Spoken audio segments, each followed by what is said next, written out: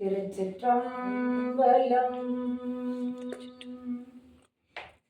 உலகெல்லாம் உணர்ந்து ஓதற்கு அறியவன் நிலவுலாவிய நீர்மலி வேணியன் அலகில் ஜோதியன் அம்பலத்தாடுவான் மலசிலம்படி வாழ்த்தி வணங்குவான்.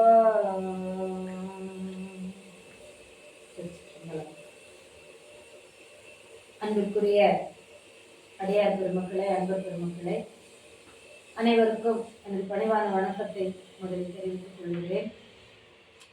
நாம் வழக்கம் போல திருத்தொண்டர் புராணம் என்கின்ற பெரிய புராணத்திலே தொண்டர்தம் பெருமை என்ற தலைப்பிலே நாம் ஒவ்வொரு நாயன்மாரையும் பார்த்து வருகின்றோம்.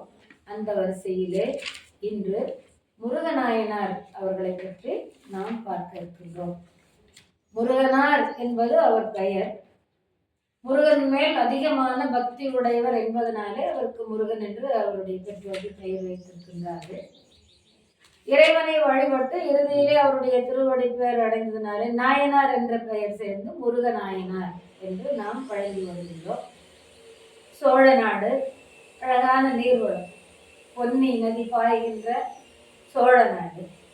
காவிரி பொன்னி, காவிரிக்கு இன்னொரு பெயர் பொன்னி. அதனால காவிரி பாய்வதனால நீர் வளம் அதிகம், நிலவளமும் அதிகம். பெரிய மிகுந்த சோலைகள் சூழ்ந்தது. எங்கு நோக்கிலும் பச்சை பசேல் என்று ஒரு வளமை. அந்த சோலைகள் எல்லாம் அதிகமான அளவிலே காணப்பட்டு இருக்கின்றது. அப்படி சோலைகள் சூழ்ந்த ஒரு ஊர் திருப்புகலூர். அந்த ஊர் திருப்புகலூர், எல்லாருக்கும் புகழடையலாம். அங்க திருப்புகலூர்ங்கிற ஊர்ல இறைவன் வர்த்தமான ஈஸ்வரர் என்ற திருநாமத்துல எழுந்தருளி இருக்கிறார். வர்த்தமான ஈஸ்வரம் என்ற கோயிலுக்கு பெயர். அங்கே எழுந்தருளி இருக்கின்றார். திருமாலும் பிரம்மாவும் அவரை புகழடைந்து அவரை காண்பதற்காக அங்கே வந்து தவம் செய்தார்கள் என்று ஒரு வரலாறு வேறு பேசப்படுகிறது. நம்முடைய திருநாவுக்கரசு நாயனார் அங்கேதான் திருவடி அடைந்தார். ஒன்று, சுந்தரமூர்த்தி நாயனாருக்கு இறைவன் பொன்னை தந்தார். அவர் அங்கிருந்த செங்கல்லை தலைக்கு வைத்து படுத்திருக்கின்றார். சுந்தரரின் வேண்டுதலின் படி அந்த செங்கல்லை பொன்னாக்கி தந்தார் சிவபெருமான் அந்த இடத்துல. இப்படி வரலாற்று சிறப்பு மிக்க ஊர் அந்த ஊர், வளமை மிக்க ஊர் அந்த ஊர். அங்கே வாழ்கின்ற மக்கள் எப்படி இருப்பார்கள்? முழுக்க முழுக்க இறைவன் அடியார்களாகத்தான் இருந்தார்கள். அத்துணை பேரும் இறைவனுடைய திருவடி பணிவதிலே அவ்வளவு விருப்பம் கொண்டு வாழ்ந்து வந்தார்கள். எல்லாரும் பார்த்தீங்கன்னா உச்சையிலிருந்து உள்ளங்கால் வரையிலும் பார்த்தா மேனி முழுக்க திருநீர். அவங்க திருநீர் பூசினது அந்த வெண்மை இருக்கிறதே, அந்த எல்லாரும் பூசி இருந்து வழிபட்டா எப்படி இருக்கும்? அந்த வெண்மை ஒளி சேக்கடார் பெருமான் முன்னாலேயே சொல்லி இருக்கிறார், பூசும் வெந்நீர் போல் உள்ளமும் புனிதர்கள் அப்படின்பாரு.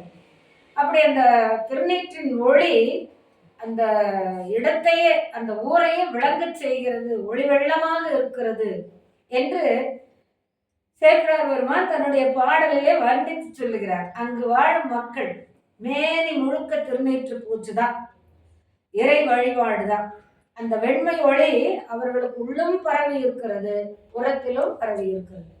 இப்போ நம்ம டியூப்லைட் போட்டால் இரவுல எப்படி அந்த ஒளி வெள்ளம் வெள்ள விளையாடு தெரியுதோ அது மாதிரி பட்ட பகல்ல கூட திருநீர் எல்லாரும் பூசி இருக்கிறதுனால அந்த காட்சியை பார்த்தாலே வெள்ளை விளைய என்று எல்லா பக்கமும் தெரிகிறது. இன்னும் சொல்ல போனா இந்த சோலைகளில இருக்கின்ற செடிகள், மரங்கள், கொடிகளிலே பூக்கள் மலர்ந்திருக்கும்.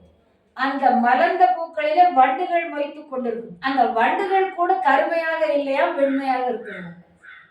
இந்த திருநீற்றினுடைய தன்மைக்கு எப்படி சொல்லுகிறார் பாருங்க. அது அவ்வளவு தெய்வாம்சம் பொருந்தியது. அதனால்தான் அந்த திருநீற்றை அள்ளி வைக்க கூடாது, அந்த கிள்ளி வைக்க கூடாது, அள்ளி வைக்க வேண்டும் என்று சொல்லுவாங்க. சும்மா நம்ம தொட்டுக்கெல்லாம் நிறைய நெற்றி நிறைய பூசுங்க மேனி முழுக்க. திருநாவுக்கரசர் வரலாற்றுல அதுதான் சொல்றாங்க, தூய வெந்நீர் துதைந்த பொன்மேனி அப்படின்னாங்க. அந்த வெந்நீற்று திருநீற்றுக்குள்ள ஒரு குப்பியை போட்டு எடுத்தா எப்படி இருக்குமோ? இறைவனுக்கு திருநீற்று அபிஷேகம் பண்ணா எப்படி இருக்குமோ அப்படி மேனி முழுக்க திருநீற்று போட்டு அதனுடைய ஒளி சும்மா அப்படியே விளங்கி தோன்றுகிறது உள்ளும். அதனால் உள்ளும் புறமும். அதனால்தான் அதுக்கு உண்டான பெருமையை எப்படி சொல்லுகிறார் திருமூலர்னா, கங்காளன் பூசும் கவச திருநீற்றை மங்காமல் பூசி மகிழ்வாரே ஆமாகில் தங்கா வினைகளும் சாரும் சிவகதி சிங்காரமான வாழ்வை சேர்வரை அப்படின்னு சொல்லுவார். தொடங்கும் போது அந்த பாட்டை கங்காளன் பூசும் திருநீருங்கிறார். இறைவன் பூசுகின்ற திருநீரு. இறைவனுக்கு கங்காளன் என்று ஒரு பெயர். அவன் பூசுகின்ற அந்த திருநீற்றை யாரெல்லாம் மேனி முழுக்க பூசி கொள்ளுகிறார்களோ அது கவசமாக இருக்கிறது. நமக்கு திருநீர் வச்சாலே நமக்கு வருகின்ற ஏதேனும் தீங்குகள் வர இருக்கிறது வருகிறது என்றால் அது துஷ்டம் ஓடி போய்விடும். அவை நம்மை அணுகாது. அதனாலதான் அது கவசமாக இருந்து நம்மை காக்கணும். போர்க்களத்துல ஓரம் எப்படி கவசம் போட்டுக்குவாங்களோ அந்த மாதிரி நம்ம திருநீருக்கு பூச்சி நமக்கு கவசமாக இருக்கிறது, நம்மை காக்கிறது, தீமையிலிருந்து காக்கிறது, தீயவர்களிடமிருந்து காக்கிறது, எல்லா வகையிலும் நமக்கு பகை வராமல் காக்கிறது. திருநீற்று பார்த்தாலே வணங்கத்தான் தோன்றுமே தவிர எதிர்த்து வரை யாருக்கும் தோன்றாது. அதான் தெய்வாம்சம் பொருந்தியவர்கள்னு சொல்றதுக்கு காரணமே அதுதான். அப்படி அதை மங்காமல் பூசி மகிழ்வாரே ஆமாகி. நேற்று ஒரு தம்பி வந்திருந்தார் வீட்டுக்கு. அவர் நம்மவங்க தான், ஆனால் கிறிஸ்தவத்துக்கு மாறிட்டாங்க. இருந்தாலும் அண்ணன் தம்பி எல்லாம் இன்னும் நம்மவங்க தான் இருக்காங்க. திருநீற்று போகும்போது எல்லாருக்கும் திருநீர் குங்குமம் கொடுக்குற பழக்கம் அந்த பையன் நல்ல முறையில் எடுத்து மறுச்செல்லாம் எடுத்து பூசிட்டார். ஆனால் எடுத்து இப்படி வச்சார், கண்ணு நிறைய பூசுங்க சாமி அப்படின்னு சொன்னேன். அப்புறம் கொஞ்சம் கூடுதலாக எடுத்து வச்சுட்டார். அப்போ அந்த பார்த்தா மத வேறுபாடுங்கிறதுலாம் அங்கே தெரியல. ஒரு தெய்வ நிலை எல்லாருக்கும் கொடுக்கும். அப்போ மகிழ்ச்சியோடு அதை பூசிக்கணும். இப்போ அதை நான் கிறிஸ்தவன் தான், நான் பூச மாட்டேன் அப்படின்னு அவரும் சொல்லலை, அவங்க அப்பாவும் சொல்லலை. ரெண்டு பேரும் எடுத்து பூசிக்கிட்டாங்க. அப்போ மகிழ்ச்சியோடு எந்த இடத்துல இருந்தாலும் எந்த நேரத்தில் இருந்தாலும் சந்தோஷமா எடுத்து பூசணும். மகிழ்வாரே ஆமாகி எப்படி மங்காமல் பூசி. நீங்க இப்ப நிறைய சிவனடியார்களை பார்க்கலாம். அந்த திருநீற்று பை நம்ம வச்சுருக்கோம், அந்த பை வச்சுட்டே இருப்பாங்க. கொஞ்சம் திருநீர் கலந்துருந்தாலும் உடனே எடுத்து அப்பப்போ பூசி வணங்கிக்குவாங்க. பூசுவதனால இறைவனை வணங்குகின்ற பேரும் நமக்கு கிடைக்கிறது. அந்த மாதிரி மங்காமல் பூசிட்டே இருப்பாங்க. எப்போ பார்த்தாலும் உடம்புல திருநீற்று பூச்சு. அப்படி மங்காமல் பூசி மகிழ்வாரே ஆமாகில் வினைகள் தங்கா. நம்ம முன்பு செய்த வினை, இப்போ செய்துட்டு இருக்கிற வினை, வரப்போகின்ற வினை, சஞ்சிதம் பிராரப்தம் ஆகாமி. சஞ்சிதம் முன்பு செய்தது, பிராரப்தம் இப்ப நம்ம செய்துட்டு இருக்கிறது, அனுபவிச்சுட்டு இருக்கிறது, ஆகாமியம் இனிமேல் வரப்போகுது. நம்ம செய்கிற காரியங்கள்னால இனிமேல் வரப்போகிற வினை எதுவும் நம்முடைய தங்காது, ஓடி போயிடும். தங்கா வினைகள் நம்ம கிட்ட தீர்ந்து போச்சு, தங்காது அப்படின்னா அப்ப எங்கதான் இருப்போம்? சாரும் சிவகதி. சாரும் சிவகதி நமக்கு திருவருள் தான். திருநீற்றை மட்டுமே வைத்து நாம் இப்படி பூசித்து இறைவனை நேசித்து அவன் புகழை வாசித்து வந்தோமானால் நமக்கு இறைவன் திருவடி தான். யாசிக்க வேண்டியதே இல்லை, தங்கி இருக்கலாம் இறைவன் திருவடியில். அவனே நம்மை அழைத்துக் கொள்ளுவான். இந்த வரலாறு நம்ம 2-3 அடியார்கள் வரலாறு பார்த்தோம். மெய்ப்பொருள் நாயனார் தவ வேடம், ஆனாய் நாயனாரை பார்த்தோம். இப்படி எல்லாரும் ஒரு சின்ன செயல் தான் நம்ம நினைக்கிறோம், ஆனா அது எவ்வளவு மகத்துவம் மிக்கது. திருநீர் பூசுகின்ற அந்த தன்மை நமக்கு இறைவன் திருவடியிலே சேர்த்தும். திருநீர் பூசும்போது வணங்குவோம். அப்போ அந்த வணக்கம் நம்முடைய இடையறாமல் இருந்து கொண்டிருக்கும். அப்ப நம்ம வாயில பேசுற பேச்சு நல்லதாத்தான் வரும், மனசுல நினைக்கிற நினைப்பு நல்லதாத்தான் நினைப்போம், உடம்பால செய்கிற செயல்களும் நல்லதுதான் செய்வோம். அதுதானே நமக்கு இந்த வாழ்க்கையினுடைய பயன்பாடு. அதுக்குத்தானே இந்த பிறவியை கொடுத்து இறைவன் அனுப்பி இருக்கிறார். அப்ப நமக்கு என்னதான் கிடைக்கும்? சிவகதி தான் கிடைக்கும். சிவ சிவ என்கில தீவினையாள, சிவ சிவ என்றிட தீவினை மாளும், சிவ சிவ என்றிட தேவருமாவார், சிவ சிவ என்ன சிவகதிதானே. அஞ்செழுத்து ஓதுறவங்களுக்கு இதே நிலைமை தான், ஒரே செயல் தான். அவங்க இப்ப பாரு வணங்கிட்டு 5 எழுத்து ஓதிட்டு இருப்பாங்க, சிவ சிவ சிவ. அதுபோல திருநீரு சிவம் தானே. அதனால அங்க சிங்காரமான வாழ்வு செய்யணும். அதை விட சிங்காரமான வாழ்வு நமக்கு ஏது உலகத்துல? எந்நேரமும் அந்த ஊர்ல, எந்த ஊர்ல? திருப்புகலூர். நாமெல்லாம் புகழாக அடைக்கலமாக அடையலாம். போய் ஒரு தரம் பார்த்துட்டு வரலாம். அந்த ஊர்ல எப்பொழுதும் வேள்வி நடந்து கொண்டே இருக்கும். எப்பொழுதும் அங்கே திருமுறைகள் பாடப்பட்டு கொண்டே இருக்கும். அந்த ஊர் எப்படி இருக்குன்னு பாருங்க. வேள்வி செய்யற போது அந்த புகை அப்படியே அந்த நாகனவாய் புக்கள், அந்த தேவாரம் எல்லாம் பாடுறாங்க இல்லையா, எப்போது இருந்து கொண்டே இருந்தால் கேட்டுக்கொண்டே இருக்கும்ல. அந்த பறவைகள் எல்லாம் தேவாரங்கள் பாடுகின்றன. அதை கேட்டு சிவனடியார்கள் மனம் உருகி அப்படியே கண்ணீர் அரும்ப வழிபட்டு நிற்கிறாங்க. அரும்புதல்னா கண்ணை கலங்கி நிற்கும், உள்ள கீழே விழாத அளவுக்கு கண்ணு தண்ணி அருகி நிற்கும். அந்த மாதிரி எல்லா அடியார்களும் இந்த தேவாரங்களை கேட்டு கேட்டு அப்படி உருவார். யார் பாடுவதே? நாகனவாய் பூக்கள். அவை எப்படி பாடுகின்றன? நாள்தோறும் அங்கே பாடுகின்ற பாடலை கேட்டு கேட்டு, ஒரு பாட்டை நீங்க பலமுறை கேட்டீங்கன்னா மனப்பாடம் ஆயிடும். அப்ப நாகனவாய் பூக்கள் அது பேசுகின்ற தகவலுடைய கிளி போல, அது ஒரு வகையான அவை பாடுகின்றன. அதை கேட்டும் அடியார்களும் கண்ணீர் அரும்ப நிற்கின்றார்கள். அப்படி சிவமே என்றும் சதம் நினைத்து பேசி செய்து வாழ்கின்ற மக்களை உடைய ஊர். இப்படிப்பட்ட வளமைதான் சிறந்த வளமை. இதுதான் வளமை. நீர்வளம், நிலவளம், அது ஒரு வளமை நாட்டுக்கு. இந்த வளமை மக்களுக்கு வளமை, அது நாட்டுக்கு சிறப்பு. இந்த வளமை மிக்க அந்த திருப்புகலூரிலே மறையவர் குலத்தில் தோன்றினார் முருகன். மறையவர் குலத்தில் தோன்றினார் முருகன் சொல்றதை விட முருகனார் அப்படின்னு நம்ம அடியார் அல்லவா, அதனால முருகனார். சிவஞானம் நிறைந்தவர், சிறந்த அடியார். சிவனடியில் நிறைந்த அன்பால் மனமுருகி எப்பொழுதும் வழிபட்டு வரக்கூடியவர். முன்பு செய்த மெய் தவத்தினாலே அவருக்கு ஒரு திருப்பணி என்ன? சிவபெருமானுக்கு திருப்பள்ளித்தாமம் சாத்துகின்ற திருப்பணி. திருப்பள்ளித்தாமம்னா இறைவனுக்கு நாள்தோறும் காலையில இப்போ 6 கால பூஜையுடைய கோயில்கள் எல்லாம் இருக்கின்றன. 3 காலத்துல பூஜை பண்றதும் உண்டு, ஒரே கால பூஜை பண்றதும் உண்டு. எப்ப பூஜை செய்தாலும் இறைவனுடைய திருமுடியிலே சூடக்கூடிய பள்ளித்தாமம் அப்படின்ற ஒரு மாலை, இப்ப மாலை அணியிறது உண்டு, மாலையா அணியிறது உண்டு, தொடுப்பா அணியிறது உண்டு, கண்ணியா அணியிறது உண்டு. அரளி மாலையில எல்லாம் தொடுத்து மல்லிகை மலர் மாலை அணிகிறோம், முல்லை மலர் மாலை அணிகிறோம், அது வேறு, அது தொடுப்பு. மாலை நெருக்கமா கட்டி போடுவோம். இது ஜடாமுடியிலே சூடிக்கொள்ளுகின்ற அந்த பள்ளித்தான். சில நேரங்களில் இறைவனுடைய பூஜிதவாத திருவடிக்கு அந்த மாதிரி வட்டமா சின்னதா அதுவும் செய்து போடலாம். அந்த மாதிரி காலந்தோறும் அந்த நேரந்தோறும் பூஜைக்குரிய வகையிலே இவர் அந்த மலர்களை பறித்து மாலை தொடுத்து கொண்டு போய் கொடுத்து இறைவனை வழிபட்டு, அங்கே அலங்காரம் அபிஷேகம் அலங்காரம் நடக்கும் பொழுது இங்கே இவர் சிவாய நம மந்திரத்தை சொல்லிக்கொண்டே அவர் வழிபட்டு வரக்கூடிய ஒரு திருப்பணியை மேற்கொண்டிருந்தார். எப்போ இந்த வேலை எப்படி செய்வாராம்? விடிவதன் முன் எழுந்து நாட்கடன் முடித்து தூய நீரில் மூழ்கி. அப்ப எப்ப எழணும்? விடிவதற்கு முன்னாலேயே எழணும். மங்கிய பொழுதும் இன்னும் கொஞ்சம் கூட வெளிச்சம் வரல, அந்த இரவு பொழுது இன்னும் இருந்துட்டு இருக்குது. அந்த மாதிரியான காலை பொழுது வந்தாச்சு, ஆனால் அந்த இருட்டு பொழுதா இருக்குது. இன்னும் சற்று நேரத்துல விடிந்து விடும். அந்த பொழுதுல எழுந்து நாட்கடன் எல்லாம் முடித்து, நாட்கடன்கிறது என்ன? இங்கெல்லாம் போயிட்டு வந்துட்டு முடிச்சுட்டு தூய்மையான நீரில் நீராடி, தூய்மையான நீர்ல நீராடணும், மூழ்கி நீராடணும்.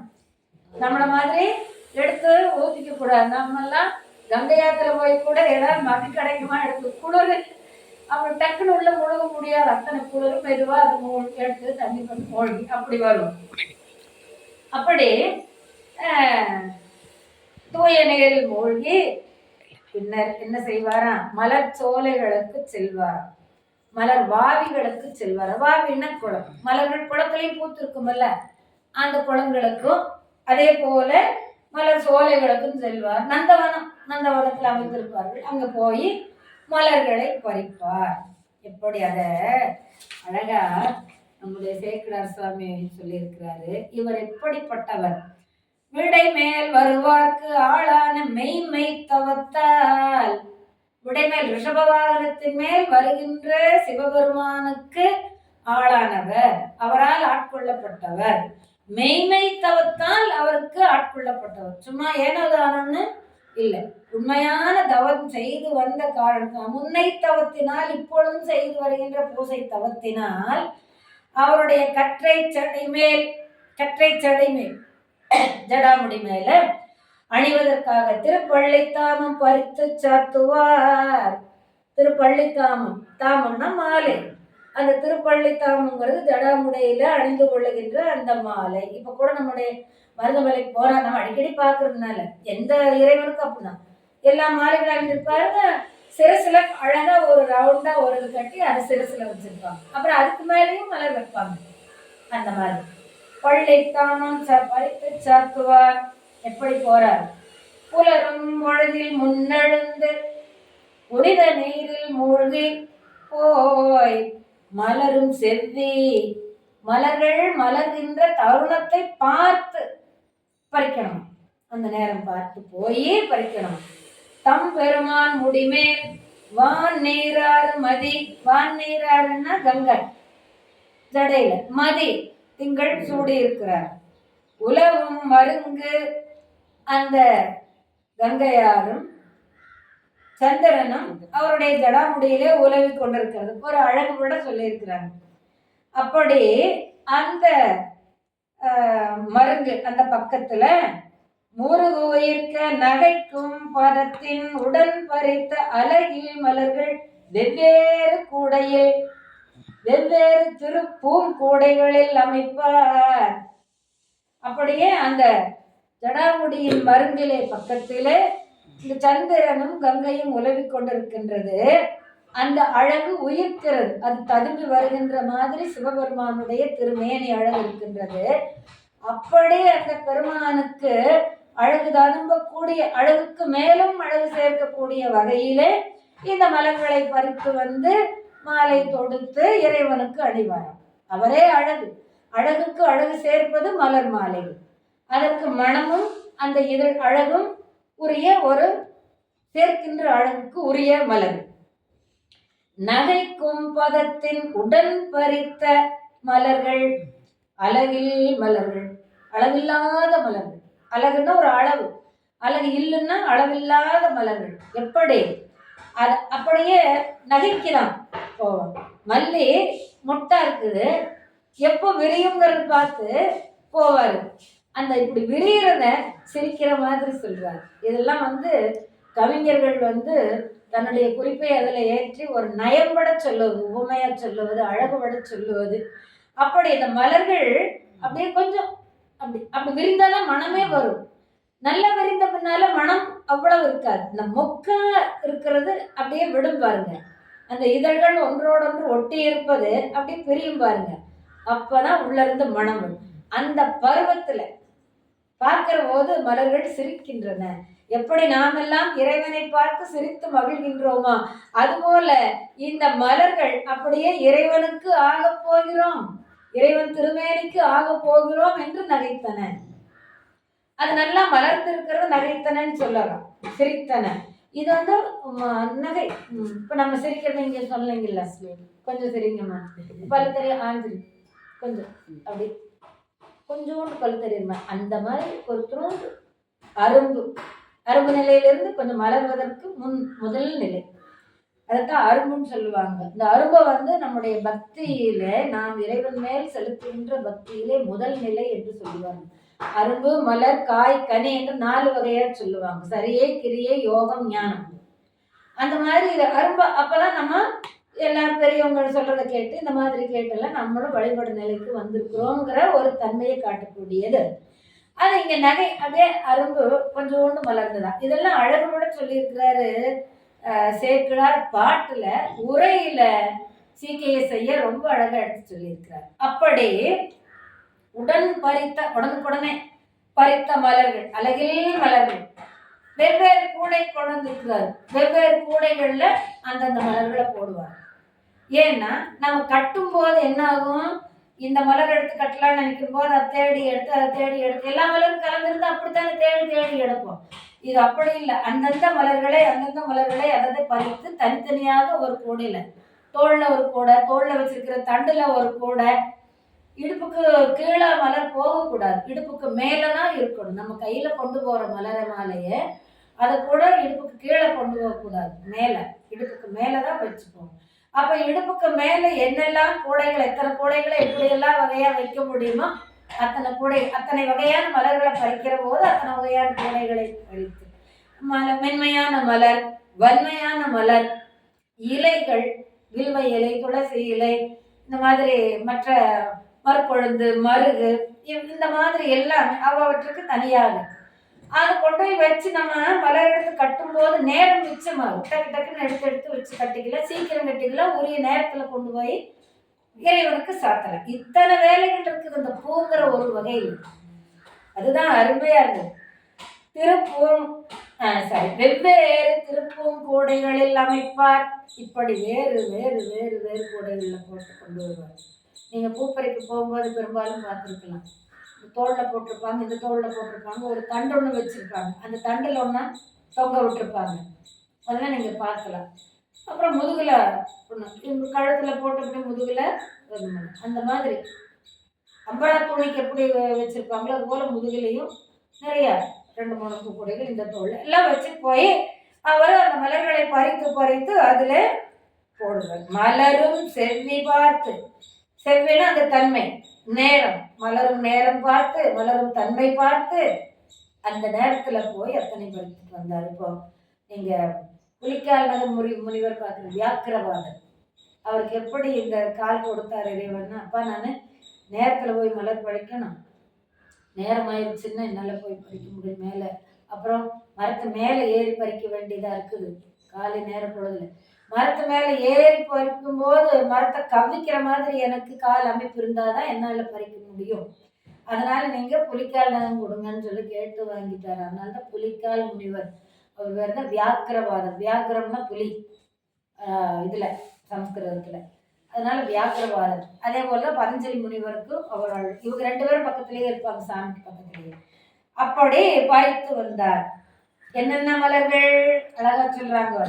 கோட்டு மலரும், நில மலரும், குளிர் நீர் மலரும், கொழுங்கொடியில் தோட்டு மலரும், மாமலரும், சுருதி மலரும், திருவாயில் காட்டும் முருவல் நிலவு பலர கனக வரையில் பன்னக நாள் பூட்டும் ஒருவர் திருமுடி மேல் புனையலாகும் மலர் தெரிந்து. இந்த தெரிந்துங்கிறத நம்ம ரொம்ப முதலே பார்த்துருக்கோம். இப்போ எனக்கு யார் யார் எப்படிப்பட்ட தன்மையுடையவர்கள்னு தெரிஞ்சா அவங்கவுங்களுக்கு அந்தந்த தன்மைக்கேற்ப நம்ம பழகுவோம் இல்லைங்களா? அப்படி தெரிந்து நான் எப்படிப்பட்டவர், என்னோட குணமுடையவர், எந்த நேரத்தில் எப்போ கோபம் வரும், எப்போ சாந்தமாக இருப்பாங்க, எந்த நேரத்தில் அன்போடு பழகுவாங்க. இப்போ இந்த மாதிரியான எல்லாருக்கும் கோபம் வரும், எல்லாருக்கும் சந்தோஷம் வரும், எல்லாருக்கும் எல்லா உணர்வுகளும் வரும். எந்தெந்த நேரத்தில் எதை காட்ட வேண்டும், மிதமின்றி அடுத்தவர்களுக்கு துன்பம் தருகின்ற வகையான உணர்வுகளை கொஞ்சம் கட்டுப்படுத்தி சொல்ல வேண்டும் என்பதையெல்லாம் அடக்கி அதை தெரிந்துங்கிற வகையில வைத்திருப்பார். அது எந்த இடத்துல நம்ம பார்க்கிறோம்? நோயுற்று அடராமல், நொந்து மனம் வாடாமல், காயிற்கிடவாமல், பாவியேன் காயத்தை ஓர் நொடிக்குள் நீக்கி உன் போரூர் ஐயா உன் சீரடிக்குள் வைப்பாய் தெரிந்து அப்படின்னு நம்ம படிச்சோம், நிறைய தரம் படிச்சிருக்கிறோம், சொல்லி இருக்கிறோம். இந்த இடத்துல தெரிந்துங்கிறது மலர்களை, அது வன்மையான மலரா, மென்மையான மலரா, இலையா, பூவா, காயா, கனியா, மரத்திலிருந்து கிடைச்சதா, செடியிலிருந்து கிடைச்சதா, கொடியிலிருந்து கிடைச்சதா, நீர்ல இருந்து கிடைச்சதா, அந்தந்த மலர்களை அந்தந்த தன்மையிலே அறிந்து போட வேண்டும். அதுதான் இங்க தெரிந்து அப்படின்னு சொல்றாரு. இந்த சொல்ல நீங்க ஞாபகம் வச்சுக்கோ. கோட்டு மலர், கோடுன்னா கொம்பு, கொம்பு மரங்களிலே இருக்கின்ற கொம்பு, கொன்றை, இந்த மாதிரி மலர்கள்லாம் இருக்கு இல்லைங்களா? கொன்றை மலர் சொல்லலாம், சண்பக மலர் சொல்லலாம், மந்தார மலர் சொல்லலாம், வேங்கை மரம் சொல்லலாம் இல்லைங்களா? இவையெல்லாம் மரங்களிலே பூக்கின்ற மலர்கள். அடுத்தது நில மலர், நிலத்திலே மலர்கின்ற மலர்கள் என்ன? நிலத்திலே மலர்கின்ற மலர்கள் என்ன? செடியில பூக்கிற மலர், செடியில பூத்து வருகின்ற மலர்கள் நந்தியாவட்டம், வெள்ளருக்கு, அரளி, அலரின்னு சொல்றாங்க, கரந்தை மலர், தும்பை, இப்படி போல நிறைய இப்பப்போ வேறு வேறு வகையான நிறைய மலர்கள் இப்பப்போ. அந்த காலத்துல ரோஜாவே இல்லாம பின்னால தான் நம்ம வந்தது. அந்த காலத்துல இந்த மலர்கள் இருந்ததுனால அதை உரையில CKS சொல்லியிருக்காரு. அதை தவிர இன்னும் நிறைய மலர்கள் நம்ம சேர்த்திக்கலாம், நிலத்துல மலரக்கூடிய மலர்களை. அதுக்கப்புறம் குளிர் நீர் மலரும். குளிர்ந்த நீர்ல என்னென்ன மலர் கிடைக்குது? தாமரை, அல்லி, இந்த மாதிரி ஆம்பல், இந்த மாதிரி மலர்கள். நீரில் பூக்கும் மலர்கள் தாமரை, நீலம், செங்கழு நீர் மலர்கள், குவளை மலர்கள், இதெல்லாம் நீர்ல பூக்கிற மலர்கள். அதுக்கப்புறம் என்ன சொல்லியிருக்காங்க? கொடியின் தோட்டு மலர். தோடுன்னா இதழ், கொடியில மலரக்கூடிய இதழ் பொருந்திய மலர், மல்லிகை, முல்லை, அப்புறம் ஜாதி மல்லி. பிச்சி பூவுக்கு பேர் தான் ஜாதி மல்லி என்பது. அப்படி இதழ்களை உடைய மலர்கள் இதுல கொடியில மலரக்கூடியது. அப்போ கோட்டுப்பூ, கொடிப்பூ, நிலப்பூ, நீர்ப்பூ, 4 வகையான மலர்களையும் பறித்து. மலர்களை மட்டும்தான் சொல்லியிருக்கிறாங்களா அப்படின்னா இல்ல, அதனோடு ஒட்டி இறைவனுக்கு சாத்துகின்ற இலைகளையும் சொல்லலாம். வில்வ இலை, வில்வத்துக்கு கூவிளம் அப்படின்னு பேர், வில்வ இலை. அதுக்கப்புறம் மருதாணி, மருது, மறுக்கொழுந்து, இந்த பத்திரி சொல்றோமே, திருநீற்று பத்திரி. அப்புறம் கீழே சின்னதா ஒரு பத்திரி பூக்கும், மருது மறுக்கொழுந்து சொல்லிட்டேன். திருநீற்று பத்திரி, திருநீற்று இலையே உண்டு. அது தவிர சின்னதா அந்த சின்ன அளவுல இலை உண்டானது, சட்டுன்னு பேர் வர மாட்டேன். கதம்பத்துல வச்சு கட்டுவாங்க பாருங்க, அந்த மாதிரி அந்த மலர்கள் எல்லாம் இப்படி வகை வகையா தெரிஞ்சு இலைகளையும் அந்த எடுத்துக்கொள்ளலாம், இறைவனுக்கு சாத்துகின்றது. துளசி முதலான அத்தனை இலைகளை.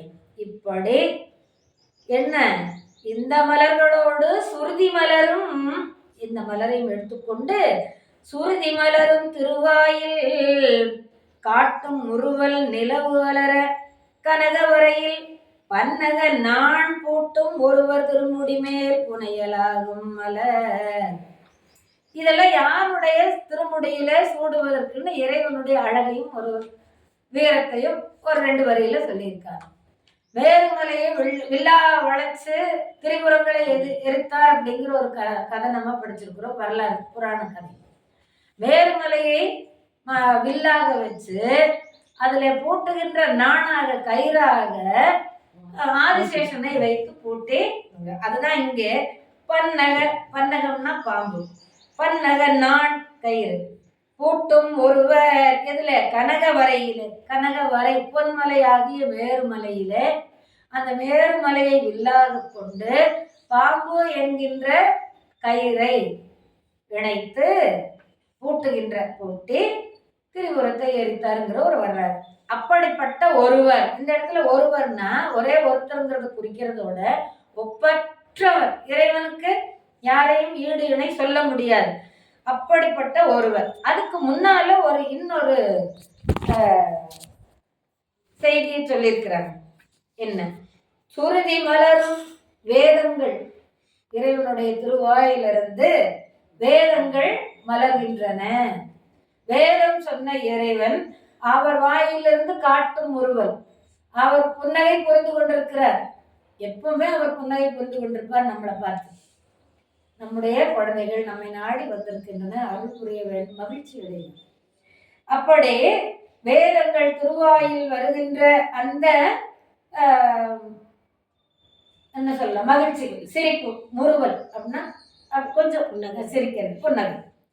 நிலவு அலர, ஜடாமுடியிலே நிலவு தோன்ற இந்த மேருமலை வில்லாக வைத்து ஆதிசேடனை நானாக வைத்து போட்டி திருவிழத்தை எரித்த இறைவர், அவர் ஒப்பற்றவர், அவருடைய திருமுடி மேல் புனையலாகும் மலர், அவருடைய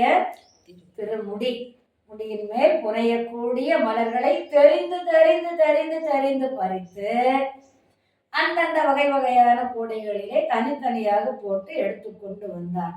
கொண்டு வந்து தனி இடத்திலிருந்து கொண்டு வந்து தனி இடத்துல தான் வைக்கணும். ஏன்? இப்போ நீங்கள் பேரூர் போனால் பார்க்கலாம், இங்கே மருதமலையில் கோயிலுக்கு உள்ள வெளியில தான் வச்சு கட்டுறாங்க. ஆனால் உள்பக்கம் வச்சு கட்டுவாங்க. என்னன்னா, காற்று படக்கூடாது, வெயில் படக்கூடாது, நம்ம எல்லாம் பேசிட்டே போவோம், நம்முடைய பேச்சினுடைய ஒலி வாயிலிருந்து வர எச்சில் இதெல்லாம் போகக்கூடாது. பூ கட்டுறவங்களே வாய்க்கு மாஸ்க் போட்டிருப்பாங்க அந்த காலத்து. இப்போதான் மாஸ்க் வந்தது, அப்போல்லாம் ஏற்கனவே வாய்ப்பாடு கட்டி தான் மலரை இது பண்ணுவாங்க. ஏன் வாங்கிக்கணுமா கண்ணே? இல்லை இல்லை மேடம், கொஞ்சம் இதாக. அப்போ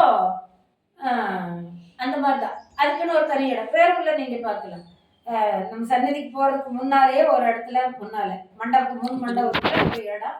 அந்த இடத்துல திருமலையூர் ஐயா அவர்கள் வந்து என்ன பண்ணிட்டு இருப்பாரு, மலரை வச்சு அங்கதான் மாலை தொடுக்கிற பழக்கம் உண்டு. தனியாக வெயில் படக்கூடாது, காற்று படக்கூடாது, அசுத்தம் படக்கூடாது, நம்ம போறவங்க வரவங்க காத்துனால தூசு தும்பெல்லாம் அப்படி படக்கூடாது. புனிதமான இடம். அதனால தனி இடத்திலிருந்து எப்படி கோக்கும் கோவைகளும் இண்டை சுருக்கும் தாமமுடன் இணைக்கும் வாச மாலைகளும் தண்டில் கட்டும் கண்ணிகளும் தாளில் பிணைக்கும் பிணையல்களும் நுண் காது இறைக்கும் தொடையல்களும் சமைத்து நுழங்கும் நூல் பார்வர். அப்படி அமைக்கின்ற பூநூல் அணிந்த மார்பினை உடையவர் முருகனார்.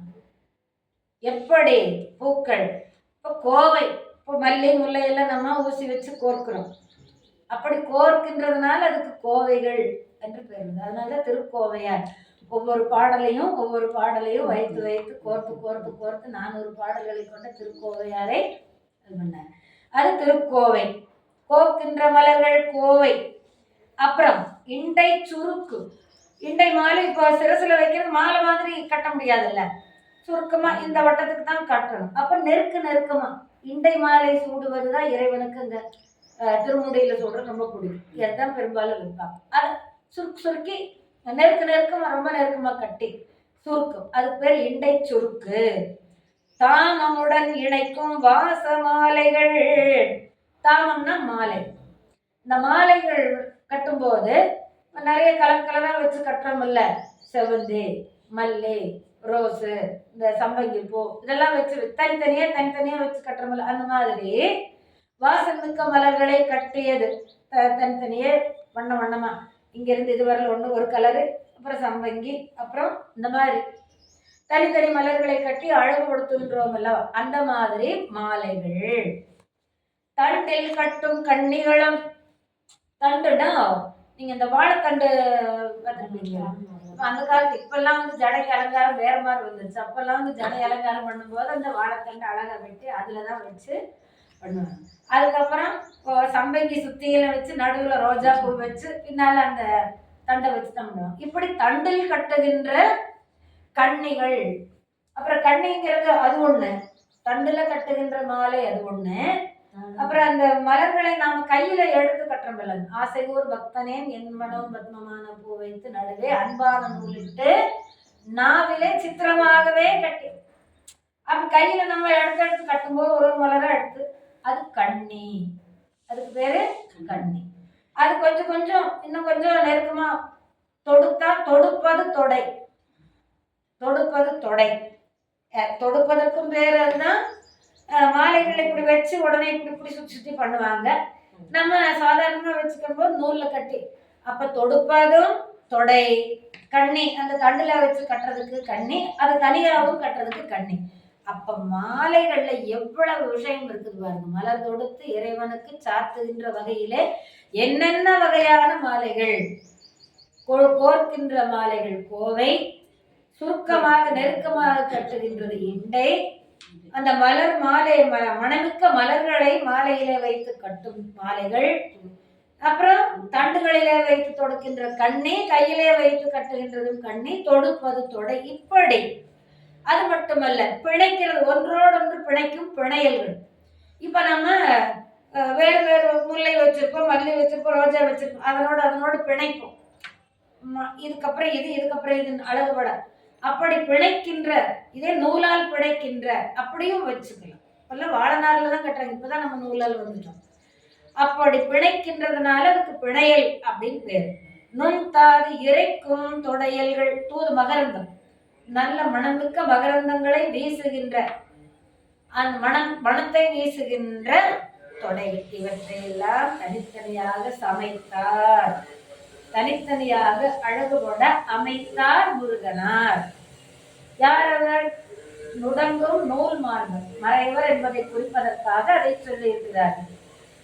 அப்படி மலர்கின்ற பருவத்திலே வாசனை வீசத்தக்க பக்குவம் பார்த்து பறித்த அளவற்ற மலர்கள் ஏற்கனவே நம்ம சொன்னோம். கோட்டுப்பூ இதெல்லாம் சொல்லிட்டோம் இல்லையா? இப்படி அந்த மலர்கள் எப்படி அதுக்கு ஒரு மகிழ்ச்சி, இந்த இடத்துலையும் அதை சொல்றார். சிவபெருமான் திருமேனியில் அணிய பெறும் பேறு பெற்றமைக்காக மலர்கள் மகிழ்ச்சி பொங்க சிரிக்கின்றன. மலர்கள் மகிழ்ச்சி பொங்க சிரிக்கின்றன. எப்படி? மூடியிருந்த இதழ்கள் வாய் விட்டு வளர்கின்றது. அது வாய் திறந்து சிரிப்பது போல. இதெல்லாம் தன்னுடைய குறிப்பை ஏற்றி சொல்லுகின்ற பாங்கிலே அமைகின்றது. இப்படியெல்லாம் தனியிடத்து அமைத்து மலர்களை தொடுத்து மாலை அணிந்ததோடு சேர்த்து வாயிலே என்ன மலர் ஓடுகின்றது? திருவைந்தெழுத்து மலர். திருவைந்தெழுத்து மலர் ஓடிக்கொண்டே இருக்கிறது. அது 3 வகையா சொல்லுவோம். வாய் விட்டு சொல்லுவது சிவாய நம, ஓம் சிவாய நம. வாய் விட்டு எல்லாரும் ஓம் சொல்லுங்கன்னா எல்லாரும் சொல்றோம். சொல்லுங்களேன்.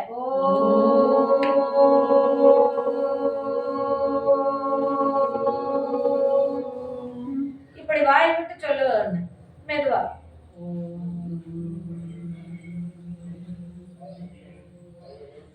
இப்படி கொஞ்சம் இதழ் விரிந்து கொஞ்சம் அமைதியா சொல்லுவோம்.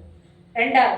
3வது மனசுக்குள்ளேயே சொல்லிடும். இந்த 3 வகையாக இறைவனுடைய திருநாம மந்திரத்தை நாம் உச்சரிக்கிறதுன்னு அந்தந்த ஞானிகள் அந்தந்த பக்குவத்துக்கு ஏற்ப சொல்லிட்டு போயிருக்காங்க. அதுபடிதான் நம்ம அந்தந்த பக்குவங்கள் வரும்போது அப்படி நம்மளுக்கு ஆயிக்கும், பக்குவப்படணும். அப்படி அந்தந்த காலங்களில் விதிக்கப்பட்ட நேரத்துல காலையில சரி இப்போ பள்ளித்தாமம் கொண்டு போகணும், அதுக்கப்புறம் அதிகாலை பூஜை, அப்புறம் காலை பூஜை, அப்புறம் மதிய பூஜை, அப்புறம் மாலை பூஜை, அப்புறம் இரவு பூஜை, அப்புறம் பள்ளி அறை பூஜை. இப்படி அந்தந்த காலங்களிலே குறித்த நேரத்துல அந்த நேரங்களிலே கொண்டு சென்று சுமந்து கொண்டு சென்று அன்போடு சாத்துவார். அர்ச்சனை விதிப்படி அங்கே அமர்ந்து செய்வார். திருவைந்தெழுத்தை இடைவிடாமல் நாவினால் நவிற்றும் பார்மையர். இப்படிப்பட்டவர் முருகன். நாம இதுக்கெல்லாம் படிக்கிறோம்னா நாமும் இப்படிப்பட்டவங்களா இருக்கணும். பூ பறிக்கும் போது இப்படித்தான் பறிக்கணும். ஒரு வண்டுகடி இருந்ததுன்னா அதை தொடக்கூடாது. கையெல்லாம் பழக்கமா அந்தந்த மலர்களை பறிக்கணும். அந்த மாதிரி.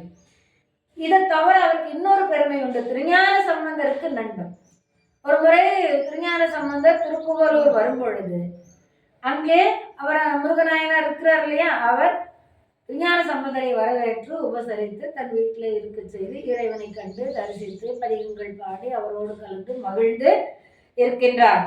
அகிலம் ஈன்றளித்த அம்மை முளைப்பால் உடன் உண்ட பிள்ளையாருக்கு நண்பருமாம் பெருமையுடையார். யாருங்க? முருகநாயனார். அப்ப எப்படி அவர் எந்த நிலையிலே இறைவன் திருவருள் இப்படிப்பட்ட பூசையை நியமமாக செய்து வருகின்ற முருகனார் திருவடி எப்படி அடைந்தார்? சிவனடியே சிந்திக்கும் திருப்பெருங்கு சிவஞானம் பவமதனை அறமாற்றும் பாங்கினில் ஓங்கிய ஞானம் உவமையில்லா கலைஞானம் உணர்வறிய மெய்ஞானம் தவமுனிவர் சம்பந்தர் உணர்ந்தார். நிலையில் சம்பந்தருக்கு அப்படி கிடைச்சது? அம்மையுடைய திருப்பால் உண்ட மாத்திரத்திலேயே உவமையில்லா கலைஞானம் உணர்வறிய மெய்ஞானம். ஸ்ரீகிருஷ்ணரும் பலராமரும் இறைவனிடம் கல்வி பெற்றார்களாம். 64 கலைகளை 64 நாட்களில் பெற்றார்கள். இறைவனுக்கு ஒரு முனிவர் அவருக்கு குருநாதர், சாந்தமணி என்பது அவருடைய பெயர். அவர்கிட்ட கல்வி கற்கிறாங்க. இறைவன் திருவருள் தான் அவர் குருவாக வந்திருக்கிறார். அவங்க கல்வி கற்றது எத்தனை நாள்ல? 64 நாள். எத்தனை கலைகளை? 64 கலைகள். அப்படி சுருக்கமாக திருமுலைப்பால் உண்ட நேரத்திலேயே, அம்மையினுடைய திருமுலைப்பால் உண்ட நேரத்திலேயே உவமையில்லாத கலைஞானங்கள், உணர்வறிய மெய்ஞானங்கள் இதெல்லாம் உடனே சம்பந்தர் கிடைச்சதா. அந்த சம்பந்தரை முருகர் நண்பராக பெற்றிருக்கின்றார். அவரை முசரித்து இறை வணக்கம் எல்லாம் பண்ணி வந்துட்டு இருப்பாங்க.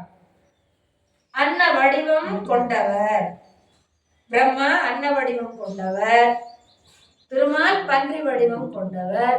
2 பேரும் இறைவனை தேடி தேடி போனாங்க, காணவே முடியவில்லை. பிரம்மாவுக்கு திருமாலுக்கு காண முடியாதவர்கள் திருப்புகலூரிலே வர்த்தமானேஸ்வரரை போய் வணங்கி கொண்டிருக்கிறார் முருகனார். அவருக்கு நன்கு காட்சி கொடுத்தார், நன்கு தெரிந்திருந்தது. அப்ப யாரை உண்மையாக சொல்லுகிறார் பாருங்கள். திருமால் பிரம்மா அறியாதவர்கள் புகழோர் முருகனாருக்கு இறைவன் உணர்த்தினார், அறிய வைத்தார், புரிய வைத்தார், காட்சி தந்தார், தன் திருவடியிலே சேர்த்துக் கொண்டார். எப்படி சேர்த்துக் கொண்டார்? இவர் எதனால நிலைபெற்ற இறைவனுடைய அந்த திருவருள் நாளும் பூசை செய்த பெருமையினாலும் திருவைந்தெழுத்தை ஓதிய பெருமையினாலும் முருகநாயனாருக்கு அது கிடைத்தது.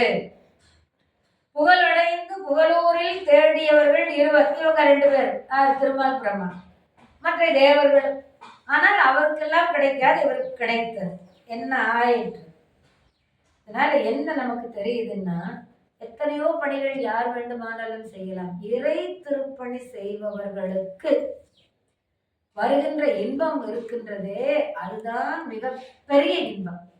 எத்தனையோ செயல்கள் செய்கிறோம், எத்தனையோ இன்பங்களை அடைகிறோம். ஆனால் அதை காட்டிலும் மேலானது இறைவன் திருப்பணி, இறைவனுக்குரிய திருப்பணி செய்கின்றவர்கள் அடைகின்ற பேரின்பம் இருக்கிறதே, அது ஒப்பற்றது, உயர்ந்தது. இறைவனை கொடுப்பார், கேட்காமலே கொடுப்பார். மற்றதெல்லாம் கேட்டு பெறுகின்றோம், கிடைக்கும் கிடைக்காது. ஆனால் இறைவன் திருவருள் அவரே நமக்கு கொடுப்பார். இறைப்பணி செய்ய வேண்டும். இவர் செய்த இறைப்பணி பள்ளி தாமம் தொடுத்து இறைவனுக்கு அணிவித்தது, திருவைந்தெழுத்தை மறவாமல் ஓதியது, பிளஸ் திருஞான சம்பந்தருடைய நட்பு கிடைத்தது. திருப்புகலூரில் இறைவனை வணங்கி அங்கே அமர்ந்து கொண்டிருக்கின்றார். யாரு? முருகனார், திருமுருகனார். திருஞான சம்பந்தருடைய திருமணத்திலே ஜோதி எழுந்தது இல்லைங்களா? அவர் திருமணம் செய்து கொண்ட காலத்திலே மிகப்பெரிய ஜோதி எழுந்தது. அந்த ஜோதியிலே அந்த திருமணத்திற்கு வந்தவர்கள் எல்லாரும் கலந்தார்கள். இலை எடுக்கிறவங்களும் கலந்தாங்க, அந்த இதை சுத்தம் பண்றவங்க சீமார்கள் கூட்டி. அப்ப மேல் மட்டத்தில இருந்து திருஞான சம்பந்தரை சுற்றி இருக்கின்ற பேர் அடியார்கள், அங்கே திருமணத்திற்கு வந்தவர்கள் அத்துணை பேருக்கும் இறைவன் திருவடி கிடைத்தது, திருவருள் கிடைத்தது. அதனால் திருவடி கிடைத்தது. மீண்டும் பிறவா வரம். அவர்கள்லாம் இப்ப என்ன செய்தார்கள்? முன்ஜென்மத்திலேயே செய்திருக்கிறார். அதனால் அந்த வரம் கிடைத்தது. அந்த ஜோதியிலே திருமுருகனாருக்கு கலக்கின்ற வாய்ப்பு கிடைத்தது. அப்போ திருஞான சம்பந்தரின் திருமணத்தில் எழுந்த ஜோதியில் முன் செய்த பூசை, இப்போது பூசை தவத்தினால் இறைவன் திருவடி நிழலை அடையக்கூடிய வாய்ப்பு இந்த ஜோதியில் புகுந்து அடைந்தார். அங்கண் அமரும் திருமுருகர் அழகார் புகழி பிள்ளையார். அழகார் புகழி, அழகு நிறைந்த புகழி, சீர்காழி திருப்புகழி. புகழி பிள்ளையார் அப்படின்னா சீர்காழிக்கு ஒரு பெயர் புகழி. ஆனா இங்கே திருப்புகலூரில் இருக்கின்ற சீர்காழிக்கு 12 பேர் இருக்கு. அத பார்க்கலாம். அப்படி அந்த பிள்ளையார் பொங்கும் மனத்தில், அவருடைய திருமணத்திலே பொங்கி எழுந்த ஜோதியிலே முன் செய்த பூசை அதனால் புக்கருளை அந்த ஜோதியிலே புகுந்து இறைவன் திருவடி அடையும் பேரு. செங்கண் அடலேறு உடையவர்தாம் சிறந்த அருளின் பொருளழைக்க. செங்கண் செம்மையான கண்களை உடைய அடல் ஏறு ரிஷப வாகனம். அதை உடையவர் யாரு? சிவபெருமான். அவர் அருளி செய்த பொருள். அவர் அருள் தான் இந்த பொருளா கிடைச்சது. இந்த பொருள் தான் நமக்கு பொருள், மற்ற பொருள் எல்லாம் பொருள் அல்ல, அருள் தான். அப்படி இறைவனுடைய திருவருளாகிய பொருள் கிடைத்ததனால் இந்த ஜோதியிலே கலக்கின்ற வாய்ப்பு. ஜோதியிலே கலந்தவர்கள் எல்லோரும் திருவடி அடைந்தார்கள். தங்கள் பெருமான் அடி நீழல் தலையாம் நிலைமை சார்புற்றார். நம் பெருமானாகிய எம்பெருமானாகிய சிவபெருமானுடைய திருவடி நிழலிலே தலையாம் நிலைமை பெற்றார். உயர்ந்த நிலையிலே திருவடி கீழ் இருக்கும் சிறப்பினை பெற்றார் முருகன் நாயனார் என்று சொல்லி இதுவரையிலும் நாம் முருகநாயனார் அவர்களுடைய வரலாற்றை பார்த்தோம். நாமும் அவர் வழியில் நின்று மலர்களை பறித்து இறைவனுக்கு சூடி நேரமும் சிவாய நம மந்திரத்தை சொல்லி இறைப்பணி செய்து நம் வாழ்வில் உயர்வு பெறுவோம். எந்த பணியும் விட இறைப்பணியிலே கிடைக்கின்ற பேரின்பம். ஏனென்றால் அவனே தருவது, நாம் கேளாமல் தருவது என்று சொல்லி அந்த பணியிலே நம்மை இயன்ற அளவு ஈடுபடுத்திக் கொண்டு இறைவன் திருவருள் பெறுவோமாக. என்றும் இன்பம் பெருகும் இயல்பினால் ஒன்று காதலித்து உள்ளமும் ஓங்கிட மன்றுளார் அடியாரவர் வான் புகழ் நின்றதெங்கும் நிலாவி உலகெல்லாம்.